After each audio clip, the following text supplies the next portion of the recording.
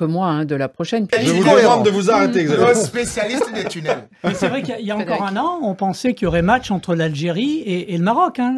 L'Algérie a organisé un très bon CHAN l'année dernière. Et on se dit ça va jouer entre les deux. Tout bon. Du coup, les deux favoris. Rémi, en fait, ce qui a fait la différence peut-être entre les deux, c'est justement cet entre-gens politique que n'a pas l'Algérie actuellement, depuis qu'elle a perdu ce président emblématique qui était Haroua.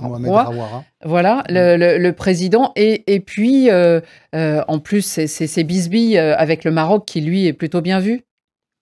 Oui, il faut savoir que le Maroc, déjà même sur le plan politique, est ancré beaucoup en Afrique. Oui, le roi en soi. Hein, parce qu'il faut se dire que le Maroc fait d'ailleurs partie des pères fondateurs de l'Organisation de l'Union africaine, dont l'OUA qui deviendra l'UA. Mais comme d'habitude, le Maroc s'est tourné le dos. Le Maroc avait tourné le dos à l'Afrique en 84.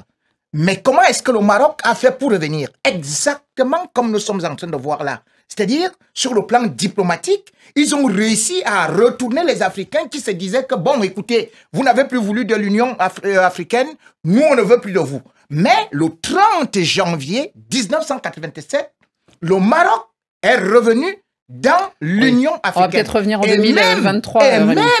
Et même le Maroc est allé un peu plus loin. Le Maroc a même voulu adhérer au niveau de ce qu'on appelle la CEDEAO, c'est-à-dire que l'organisation de l'Ouest africaine, de l'Afrique de l'Ouest. Donc ça, c'était en juin 2017. Le Maroc a donc réussi à mettre des tentacules un peu partout en Afrique. Surtout, ils aident beaucoup les sélections africaines qui n'ont pas de terrain pour jouer leur match à domicile. On peut penser à Burkina Faso, au Niger, on peut penser aussi à la Guinée.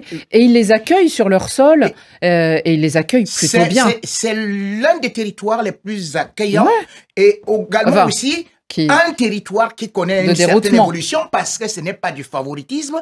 Il faut quand même se dire qu'il y a assez d'infrastructures sans pour autant oublier que le football, aujourd'hui, au Maroc, est devenu le sport roi en Afrique puisque c'est la première sélection quand même à être 4e dans une Coupe du Monde sans pour autant oublier les filles qui ont brillé. Donc, je crois que logiquement, c'est une récompense du travail. Footballistiquement, et politiquement. Le Maroc méritait. Non, c'est Théo Junior qui apprécie le cours d'histoire. Il nous dit, tonton Rémi, le livre d'histoire